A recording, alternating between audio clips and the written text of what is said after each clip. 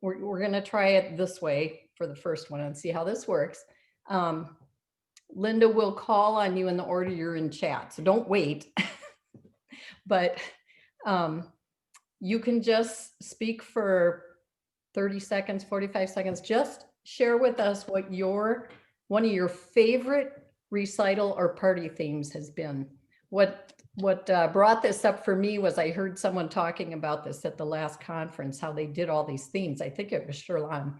And I thought, that is so cool. I would like to hear more about these themes that other people do for recitals. And I'm sure we all have good ideas. So I would love to have everyone put something in. I see there's one out there already. And Linda can start calling on you. The first one is Stephanie, right? Yes. Every other year we do Nutcracker pieces as part of our November, December, Christmas experience. And the kids this year, I was telling them, okay, it's the year, and they all got very excited. And then what I would do is I would group them into sets such that we had a full go through of the Nutcracker. Well, not a whole one, but and I'd put them in the order of the show. And so we'd kind of do the beginner set, the 5-finger arrangements, and then we'd go to, and each one would get harder. And then some of the older kids got to do like the pas de deux and some of the big pieces that aren't normally done. So they love that. We talk about Tchaikovsky and ballet and all that kind of stuff. So that's a popular one. Our second person is Stephen or Christopher. No. Yeah, it's maybe not as exciting as Stephanie's, but I like to have them do a concerto concert kind of at the end of the year in early June. There's enough concertos at all the different levels, and it gets them up on stage working as an ensemble with me. As Sasha said, it sort of gets some of them out of their shell, and that's a really fun concert. The parents really love it, and it's a neat way to send them out at the end of the semester. The next person is Sharon Marble. No, is that right? There we go. Back in the day, when it was Bach's 300th birthday, all of my students played a Bach piece. And then in between, I gave a little historical information about Bach. And I think that that's a great opportunity for this year as well with Beethoven's 250th birthday. And I think that some people have already been suggesting that on the national level of doing things celebrating one composer. You can pick anyone you want. So are you next, Ruth? It says early Baroque suite. Yes, I did something a couple of years ago. I always do some different periods, but I decided to do early Baroque, and my students weren't really ready to do a whole suite. So we learned about the different dances, and I put together a suite that was all different composers, but it had all the dances and the order. And for the recital, it was fun. They just each did one part of it. They got up, the next person sat down and did the next part. And when they were all done, they all stood up and bowed together. And it was kind of a fun way to do a suite. So. And now Margaret. So this isn't really a theme, I guess, but by far it's my students' favorite thing. And we do duets, trios, we do, 2 piano, we do 4 at 1 piano, 3 at 1 piano. And many times, because I have a lot of parents that play too. So we include our parents. And unfortunately, it's not going to happen this year, but we look forward to the time when we can do it again, and they love it. And of course, if we do it on Saturday morning, we have donuts. Is Charlene Logie here, or Jessica, would you report? Yeah, Charlene's here. Yes, Linda? Will you tell about your parties? Well, yes. Recitals I always was nervous about when I was a kid. We did them once a year. And so early on, I concluded that we would still do recitals, and we do them in conjunction with my friend Lori Hagenbarth, who has mostly voice students. And we kind of mix up 3 singers and then 3 pianists. But we added parties at my house with food and games and laughter and music, so that playing in front of other people and with other people was a party, not a recital. Now, we still learn pieces and we did different themes, but I really miss them. One year we had a cowboy party, and we had our grub and we had all the cowboy songs, but our grub was in a cast iron skillet and it was trail mix. What else? Anyway, we've had lots and lots of parties, and we were going to do Nashville last June. There's a rock guitar player here in town who also works at the college and computers, but we had to cancel that. We might get to do that one next year. So yeah, always a new theme, and mostly ensembles as much as I can get them. But we always have a special guest. So with Stephen Foster, we had a banjo player. Anyway, yeah, I never repeated anything except Halloween. So thank you for asking, Linda. Yeah, the idea is to create music for each other and to enjoy it. So You're all doing great. Let's hear from Carol Hatley. Always have to unmute. Oh, okay. Well, we didn't do this as a whole recital, but about every other year I have my students write music they compose. We learn about the techniques, how you go about it, what you can write about, and then they play their original compositions plus another piece at the string recital. So that's really good to hear. That's great. Stephanie, do you have a couple other ideas? Stephanie Davis? Yeah, I'm thinking as soon as we can do recitals again. I had thought about doing a dance theme because a lot of these kids don't know what a minuet is or a G, that they actually come from dance. And then, of course, tracing it forward all the way up to the kids who love to play the boogie woogie stuff. Or a nature theme, songs about, especially being up here in Montana, you know, birds and rivers, lakes, whatever. Could be fun. Stephanie. Yes. In Marble, I attended one of your concerts at the church one time on Halloween. All of your students Yes. were in costume. Do you want to talk about that one? Yep. Oh, sure. I started doing spooktacular concert at the church, and I would do it on the organ.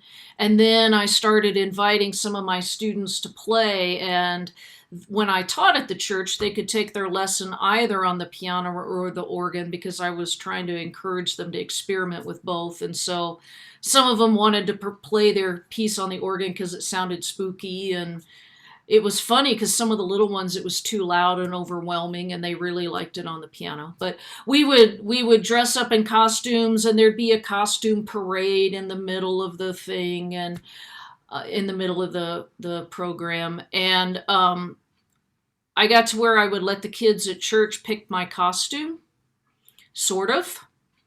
Because one year I said, I would like to dress up as a superhero this year. Who should I be? Well, I'm thinking of our generation of superheroes, right? Wonder Woman, Batman. No, the winning response was Captain Underpants.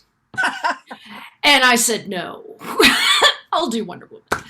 But it was a really fun one. Sarah has an idea. In years past, we've done our recital. I have mostly beginners. And so we've done them at memory care facilities in town, and we've done them as a sing-along. So these simple tunes that the beginners can play, then residents remember them from childhood, and they love to jump in and sing along, and it's just kind of fun and brings a smile to everybody's face, and it's very festive. Well, that's great. There was another idea by Carol Hatley. It has original compositions. Do you want to elaborate? Carol? I already talked about that, Linda. Okay, I thought it was another one. So you guys write some more ideas. I'm running out. Mike, how about you, Mike? Hi, I usually have a spring recital, and if I have anybody that's composing, I definitely do that. But I don't always, but I used to have Halloween recitals, and one of the things that would get a gasp from everybody is I have a wild wig and the glasses and the nose and a big black cape, and I have an electric keyboard that I record into boom, boom, boom, boom, boom, bum, bum, bum, bum, right? And so I come out with my cape and the room's dark and I start playing that. And then I go like this with my cape. Of course, it's red in the middle and everybody goes, whoo, because the piano keeps playing. And it's a real cool trick. And I have all the kids dress up. And of course, we have, orange cookies and things. And and I've written about, Halloween, it's at the beginning of the year. And if you have new students, and I've written some really simple, but they're fairly effective, scary tunes that the kids can play, within a couple weeks. So that's kind of what I do, usually Halloween thing, besides my regular spring recital. Thank you. One thing with Halloween as well is you can take just standard, tunes that the kids are playing and just make it minor, and then all of a sudden they're playing, whatever, Jingle Bells in minor or something. I think there's actually some really clever arrangements. There's some books for really early kids, but that's just a real easy way you can, and it's kind of fun to hear some of those like popular classical songs with a minor twist. Kind of cool. I don't let my kids play Christmas music after their first lesson in January, but I have this little guy who likes to yank my chain with Deck the Halls because it's in 5-finger. And he was doing that in October, so I said, okay, you can play it, but you have to play it in a minor key. And so he did, and then he rewrote the words to Deck the Halls with boughs with poison ivy. Wah, ha ha ha ha ha ha ha ha. So now he gets to play it in October, November, and December. So. Jessica, are you there? Jessica? Anyway, she wrote the suggestion earlier, and I wondered if she does a lot of interesting things. Are you unmuted? I'm here. I'm just listening quietly mostly. Any ideas, Jessica? I'm trying to think of interesting things that we've done. I haven't done a lot of themed parties. I always do a something Halloween.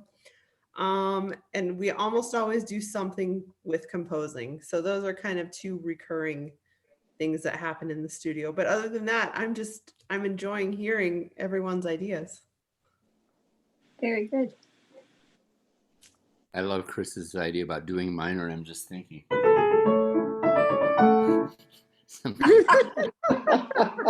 Reverse. I like that. Try for Elise in major, Stevie. Yeah.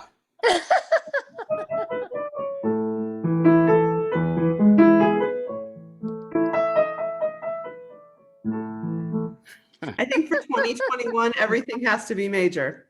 Right, for January. And we need that. We need a little major. We need a little major. Major. Sharon Marble has another one.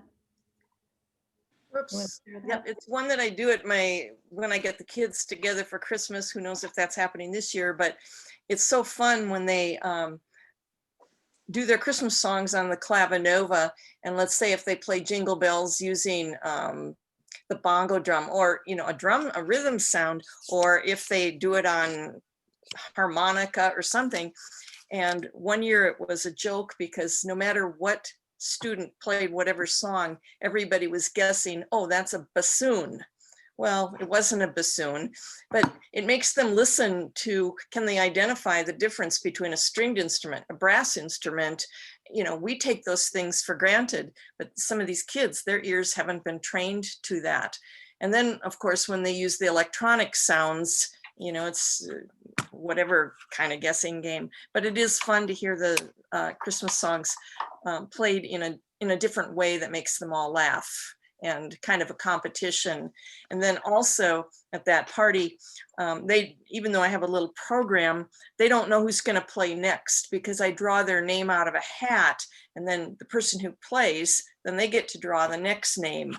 And that always seems to be fun for them to do, to surprise who's ever going to play next.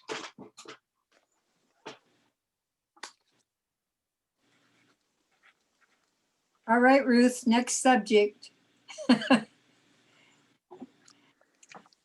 Are we done with this? Any more ideas? Charlene, you got any more? You're dying. Actually, yeah, Do it. again, trying to do as many ensembles as possible. So for Christmas, I have lots of duet books. And so I've been hanging pairs of mittens or pairs of stockings up. And so those are the ways they draw them and then announce who's going to play next. So it's always, they never know. And they can't get nervous because there's no particular order. And that's kind of enhanced the ease, I think, that students play at the parties. And of course, they're in my home. So parents and grandparents get to come at the end of the year party. And that's the one we always have a surprise guest. When we did dances, we had the tennis coach and her husband came and they danced the Jitterbug, the duet that Ingrid and Britta played that went on for 5 minutes. And so we've always had a dance teacher when we did Spanish music taught us all to do a Spanish dance together, grandparents and everybody. So we've added the surprise guest in the 1st of June at the end of the year party too. So I'm going to mention that. Those are great ideas. Thank you. Thank you all. I just thought this would be a fun, light topic to start out with and inspire us. Hey, Ruth, I think Karen raised her hand. Oh, go Okay. ahead. No? No, I didn't. Anybody No. else? Do we Okay. I was scratching my head. Okay, the next topic is, you know, if we were at the conference, we would all be eating together and walking and talking together. And I know we would be talking about this year. And I just would like to acknowledge this year in a quiet little format. We can share too, but I would like everyone to type 4 words into chat that express what this year has been for you. So we'll take a quiet moment. I will put mine in and please put in yours. It can be 3, it doesn't have to be. Da-dum-dum. Okay, I'm gonna mute myself.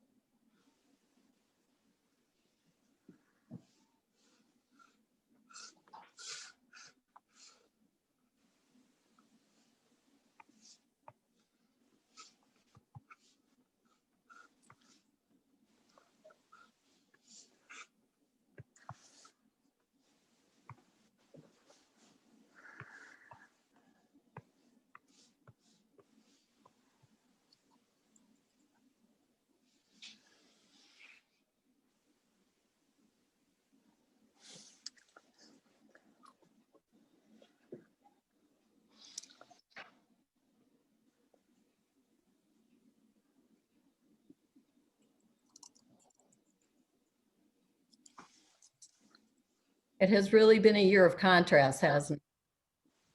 A lot of contrast. Lows and highs, and I see a lot of challenging and invention, creative responses. And I don't know about you, but there's been some grieving.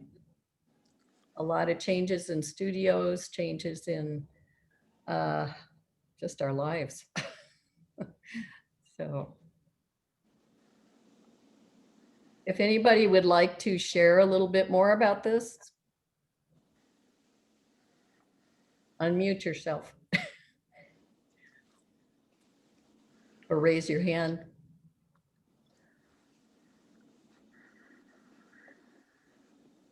Can I? I'm on. Oh, go ahead. Okay.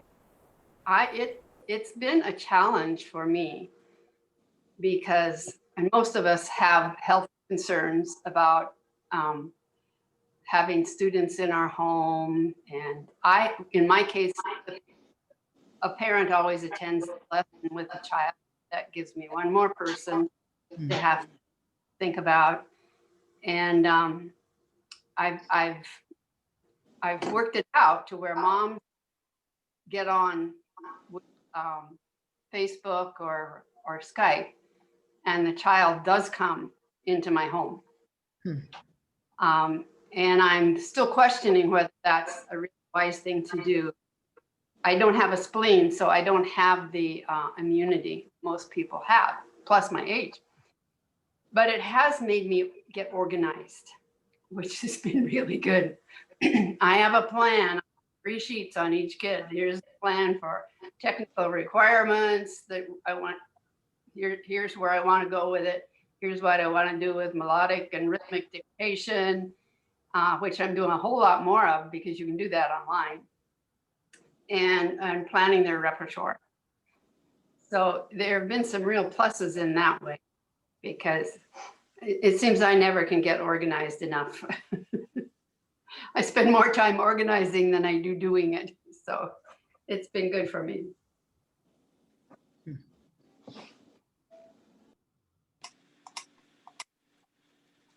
Ruth? Yes. Oh, go ahead. So I said there were some good things and some not so good things. And I think the best thing is that I was able to retire from public school teaching this year. Woohoo! So that was huge. The other good thing was that my daughter got married this year and was able to have the wedding. So that was good news. The others not so good is plague and politics. So, right. But I did learn that my students don't know how to number their measures. Well, they do now, but they didn't then. That's all. Thanks. Anyone else? I too don't allow people into my home. And so the FaceTime has been working well with my students. And I have some very young beginners, but mom or dad are sitting there. Otherwise, the students I've had in the past know they go home with a notebook with the assignments in it, but now they have to write it down themselves. So sometimes there's more ownership. I think as the students, I'll suggest that they go to the third measure and circle the A, and then maybe next, but because they've been playing it B or something. But I'm impressed at how well the students are focused and how well the FaceTime is going. And I think I mentioned in my chat, it's the one time you really get to see a whole face and a whole smile. And, the students maybe too. I don't know how much, the mask wearing is going in public school, but it's a godsend to be able to do FaceTime and to be able to interact with the world, with music and with kids. That's my experience this fall. Mike, you had something. Yeah, hi. Good. I found it, besides the challenging, to be restful, actually. I have some different hobbies where I travel. I have to travel, and I didn't. So I actually saved money. And, driving a 14-hour drive tends to wear me out anymore, so I didn't do that. I did lose about a third of my students because I quit having them come to the house back in March. And somebody else mentioned about learning to communicate better, definitely. And Stephen mentioned I had trouble. I use Skype and I also use Zoom for lessons, depending on the student and the parents. But having those auxiliary speakers is just the best thing in the world. And I'm going to check into the cameras that Sasha was talking about. But besides that, things are going okay. And I'll tell you what else about the conference like this. I think I'm turning into a lazier old man than I ever was before. But it's convenient. I think Sasha just did a wonderful job. I thought it was exciting and very informative. And but yeah, it'd be nice to see everybody and say how they do. And like I said, it's kind of nice. You know, I can shut off the video and go grab a sandwich or whatever. So, okay, that's it. Thank you. Great, thank you. Did I see another hand? Well, I can't see them all. Maybe Linda. Linda, are you seeing anybody? Or Carla? I can't, but my battery's low, so I'm just plugged there. Steven. I can say something. This is Diane. Okay. And I have a studio in town, not at my home. And we were lucky enough that our landlord gave us a break on our rent since it hasn't been used for several months now. And we have, out of 6 teachers, we have 1 who has continued to teach in there. The rest of us are doing it online. And I have to say that my students love it. I am getting to like it even more and more. I am organized. I have their books and I can plan a lesson plan before they get there rather than them bringing in their books and paging through and saying, what should we do next? I'm all set to go when they come on. Today I gave a lesson over the noon hour and I opened up the screen and there was my student with her Halloween costume on, looking at me in the camera, you know, and she was a vampire and she had the big teeth and the scar on her neck and the whole thing, and she was really excited. So you know, this is it's different for all of us, but we're all learning, and I think it's part of our new world, and I think we're blessed to be able to do it.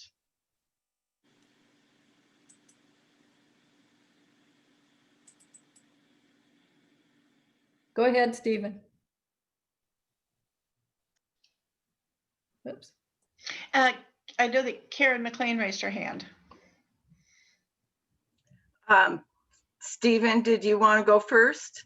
It doesn't matter. You go. I just wanted to say that I noticed that during the shelter in place order that I grew a lot figuring out how to conduct lessons online. And I'm glad I have that skill. However, I have a beautiful studio, and as soon as I had the chance, I decided to go ahead with teaching in-person lessons. And what I've noticed is that my students don't take that for granted. They really enjoy very much being able to come and play. And I have my studio set up where I have sitting at 2 pianos. I'll show it to you. I sit at one piano and my student will sit at the other piano. I don't know if you can see that. Yes. There we go. Sort of, you can see it. And it's a big room. We use air filters and we wear masks. And I use a laser pointer so that I don't ever have to get close to my students. And so we observe the COVID protocols, and it works. But at the same time, I know that if need be, I can zip right on to online lessons, and it's not a problem. And what I rejoice in is that we are becoming more resilient. And that is a huge strength that we need to always have in the first place.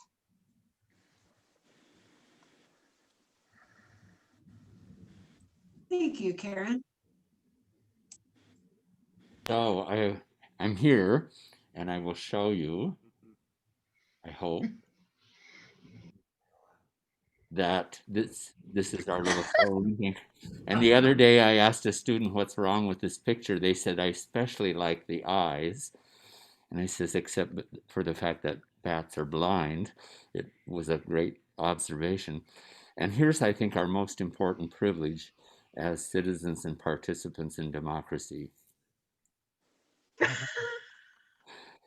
So no matter who you vote for, you may vote for the party of my choice if you wish, but be sure to vote. And I think that's the summation of this weekend, that it's our greatest privilege, right, and responsibility. Well, and I also was very here. Oh yeah. So what Karen was just saying, actually just reminded me, Karen, will you just mention your last thought again? Because I think I'm actually forgetting what I was going to say to you. Oh, yeah. Resilience. Yes. Yes. Oh, the theme for this conference, and it was who got that? That was Linda Holden came up with that theme, and the reason why she came up with that theme is because we were having a conversation about what should the theme be, and in these times it could have been anything, and yet our conversation started to tend more and more to exactly what you're saying, that it's really inspired so much from each of us. And so that is how we got the theme for our conferences, for that very reason. And I won a coffee, a Starbucks. You know it. Yes, rightfully so. Yay. It has been inspiring. Did someone else have their hand up or want to share? Oh, Karen. Hi. It's been great listening to everybody. I can't write in anything because I'm using my iPhone, but it's working out fine. And I'm just realizing how fortunate we are that we are living in the time that we are. If this had happened 20 years ago, maybe 25, we wouldn't have anything to work with, and we do. And I think back when I first had the opportunity to be the membership secretary, and we put everything online. What a challenge it was. And yet everybody worked together, and some of us needed more help, especially me. And it was an opening to a door that we didn't know we needed. So it started out in March. I went online teaching. I was doing both Zoom and FaceTime. It worked much more clearer and much easier for me on FaceTime. But I needed to do Zoom because some of my students couldn't handle the FaceTime. They didn't have the equipment for it. But I have gone back on teaching in my studio. And I too, fortunately, have a large studio, and I have the 2 pianos. But it's a lot of work, I have to say. I'm wiping down every time one leaves, another comes in, wiping down the keys and the pencils. Fortunately, I have music of my own, so I don't touch it. And I'm kind of wondering whether or not I should go back to doing it online or not. I think I'm taking it each week at a time. But it seems to mean so much more to my students to be in the studio, because as we all know, there's so much we can do with them. The duets and so many different kinds of improvisation and so many different styles that we can demonstrate, that sometimes on Zoom, if you don't have the right equipment, it's very challenging. But this has been such a blessing to have this conference. It's really been rewarding, and most important, it's bonding and supportive. My words was challenging, rewarding, and blessings. So I'm so glad I joined. So hello to everybody. Blessing's a good word. Thank you. Who else would like to share? There's some of you we haven't heard from yet. Hi, Tricia. Good to see your face. Oh, Janelle, good to see you too. Hi. Yeah, I think my only disappointing thing or tough thing is the school schedule for my high school students is really rough. They're in 3 periods a day for like 1.5 to 2 hours. And my kids, when they come to lessons, they're just toast. Like every time they come, they apologize for missing notes. They're like, I'm sorry, I'm just so tired. And even my husband, who teaches high school band, has said the same thing. Like, it's like, I usually feel this exhausted in March, April, when you've been doing all the festivals and things. And he's like, I'm this exhausted and it's October.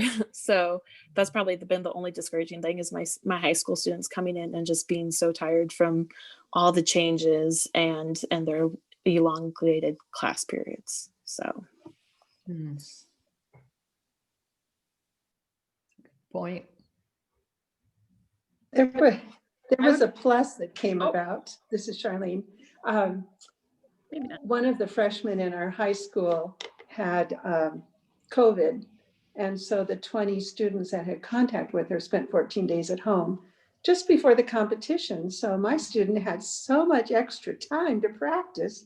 And we had 1 hour lessons every other day. It was remarkable. That could not have happened in other circumstances. And fortunately, she's healthy and everyone's recovered. But that was kind of seeing the lemonade and the lemons, I think.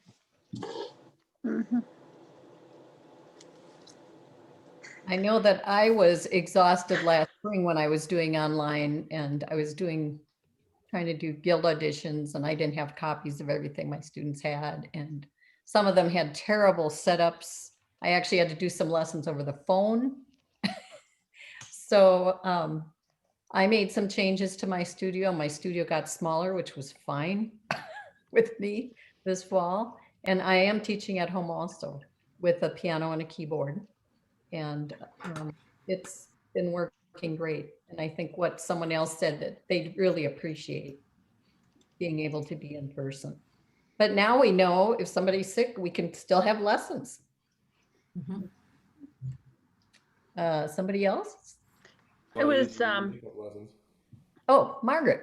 Yeah, this is not a big huge thing about my students. It's actually about me. My brain has grown. I can tell. And at my age, I'm 62. And so to suddenly have a bunch of new things to deal with and learn new technology, and it's a positive. Although if you ask my husband and all the, how do I do this? And how do I, he might not think it was that positive, but he helped me a lot, and just to deal with everything. But I feel pretty, much more confident just using all of these different applications that we use. And it's like someone said, I'm looking at it as a blessing. So that's all. I think we all do need to be mindful as numbers start spiking again, that we're definitely, this last weekend or week was definitely a sort of harbinger of things to come with the snow, and it's going away now, but it'll be back, and it certainly changes things and people's mindsets. So I think we need to be flexible to be able to shift one way or the other, and we can now, which is really great. The university, we've been very fortunate to have students in person, and we're following lots of really great protocols. Students really are thankful and grateful for the experience, as are we as teaching them. Steve's been teaching from home, but I have been going in. And so it's great. And we have just a great bunch of students. really, and it's just a joy to go in.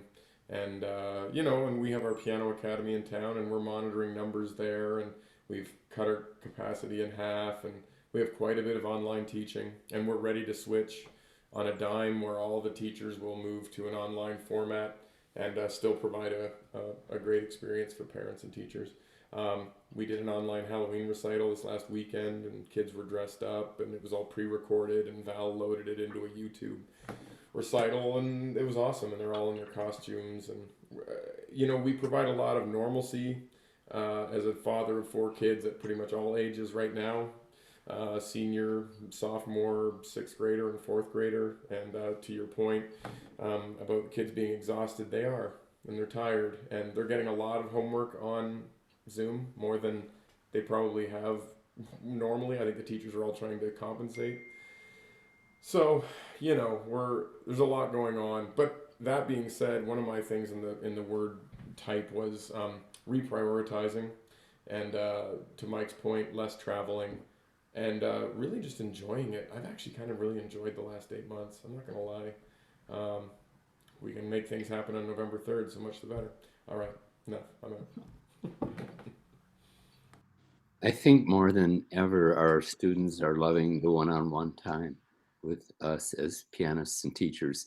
They're getting so much of this distance learning that some of them feel quite distanced, and to have that hour or half hour or 40 minutes with us in a week, I try to make some time, just how are things going, time for each kid. And it's taking more time to do it, but they are so appreciating it, I really think.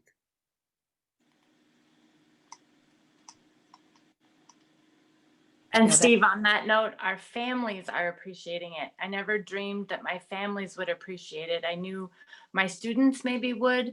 I had great anxiety as to how I was going to put COVID protocols into a paper and a policy, and what would the protocol look like and what would the policy look like. And boom, I was isolated and quarantined. So I didn't even have time to do a COVID policy or a COVID plan.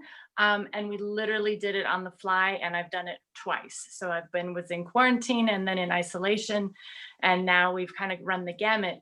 But my parents have been so supportive and so flexible, and the text in the day, the roads are terrible. I have carpool issues. Can we do online today?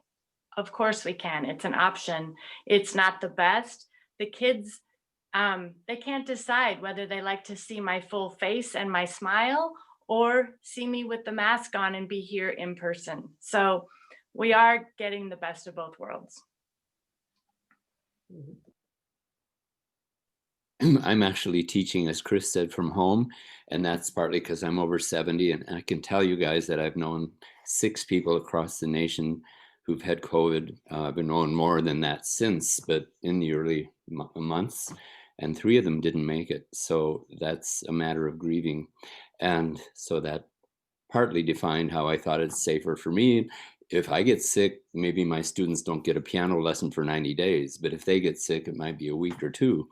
So they're in my studio and I'm here, and I can tell you, after I got the sound adjustments made that really are quite like Sasha is doing with his students, it's fabulous. I can teach real sound because I can hear if a student is releasing a note too quickly or too slowly. It's true sound, so it's real teaching.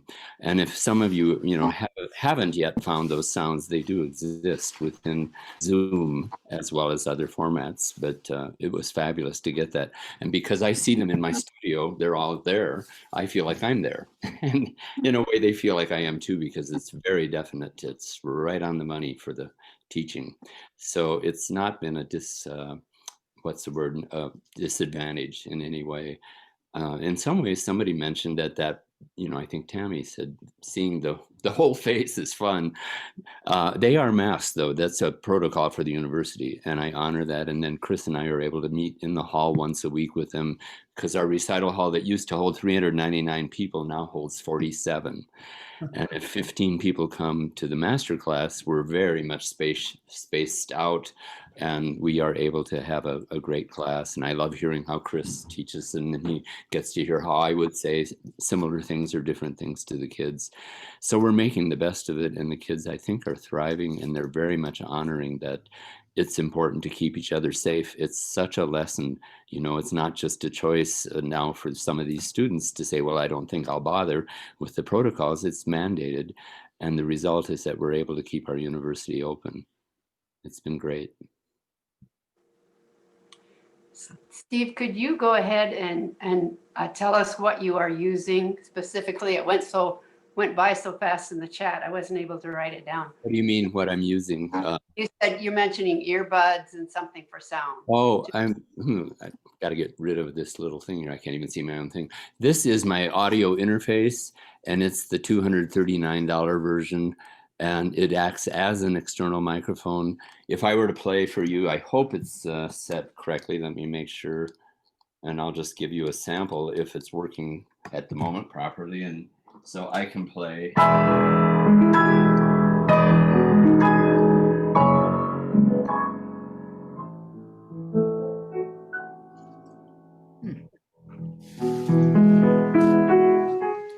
You can hear the sound all the way through. It doesn't cut, I hope.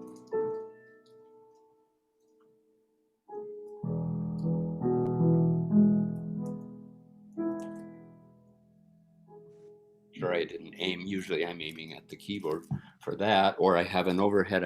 I join the call with my phone, and then I put that over the keyboard up here at this little stand here. I don't have it hooked up right now, but I just hook up my phone, join the call.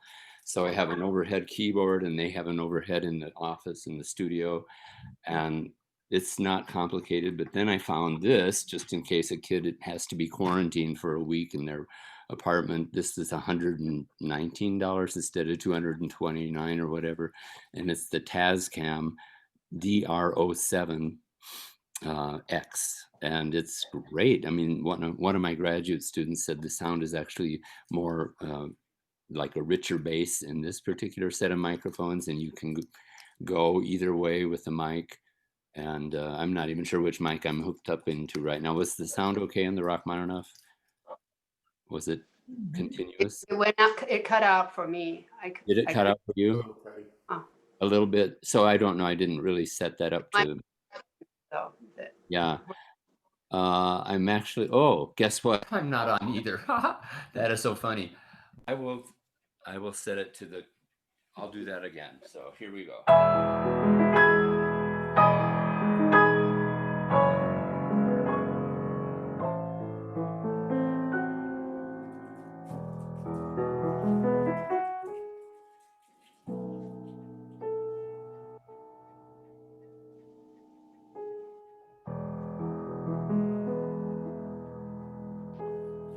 Is that better? Way better. Much. Yeah, well, that's the real sound. Sorry, I gave you the wrong sound before, which wasn't I'm much. not going to buy that. Well, I know maybe this was a better demonstration because you could hear before and after, but Yeah. I didn't know about it at all last spring when this happened. I had no clue. And then this summer I went on YouTube, and we just had this guy from Missoula, and he was the top video on, you can look it up on YouTube, Mario, how do you say it? Aharo? Oh, yeah. Right, Chris?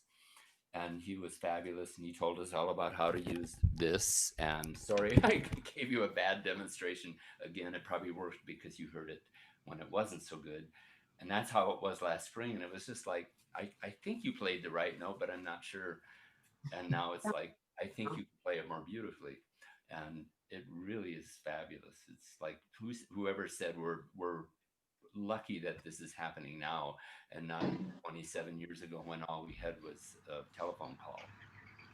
Sherlon, it's worth mentioning too that you can go into your audio settings on Zoom, and if you know how to do that, I don't mean to sort of commandeer the thing here, but if you go to the bottom left corner with the microphone icon, and there's a little arrow next to it, a little above caret. Just press that, and it gets you into your settings.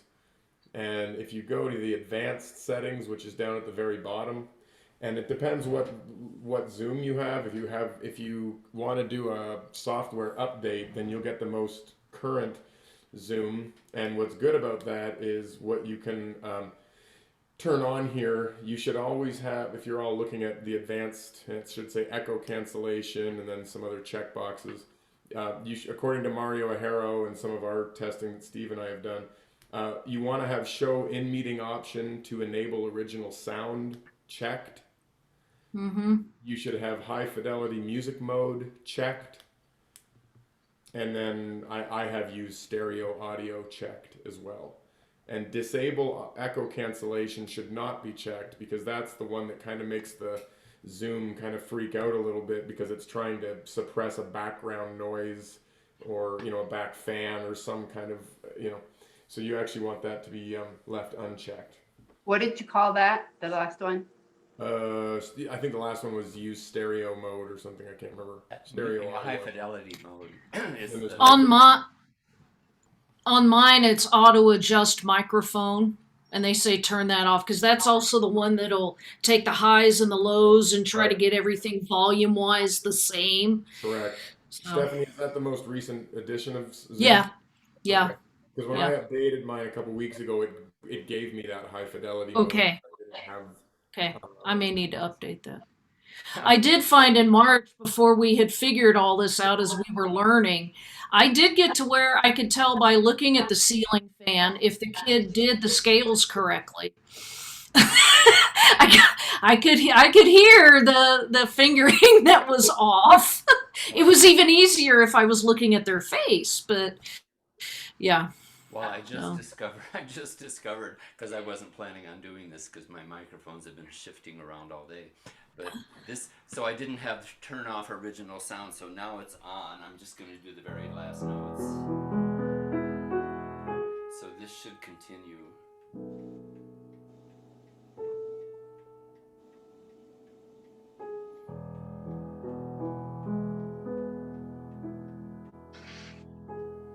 So that's, I think, the full benefit of the settings. Is that good? Yep. Yeah. So that's because before it said I didn't have the original sound turned on, because if you switch from one microphone to the other, it cancels out. So it's just really quick to do those settings, as you see, or not do them, and you pay the price if you don't. But it's fabulous, it's such a gift and it's a gift that Zoom is not telling everybody, because it would take up too much of Zoom's whatever pixels, let's call it, broadband or bandwidth, if all the various speaking conferences tried to use these music settings. So they're sort of hidden for musicians. Does that make sense? But not hard to find.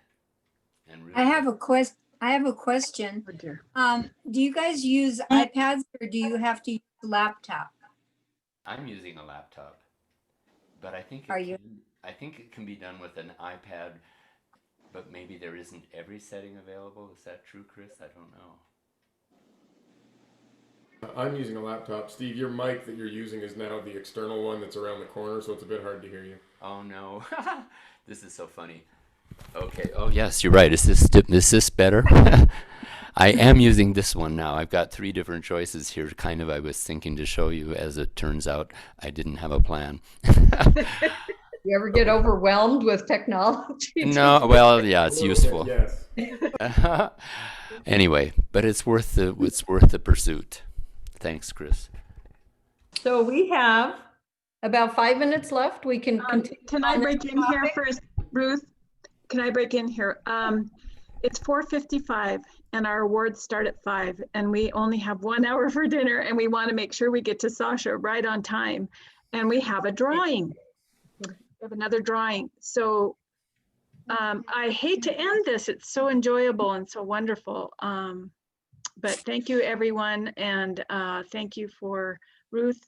Thank you so much for your role that you've played for so many years. So I've really enjoyed this, and I know Sharon's going to be absolutely awesome. So I'm looking forward. Yeah, Stephanie. Thank you. Yeah, thank you. So great to see everybody. It is. Okay, so we're going to transition over to Tammy.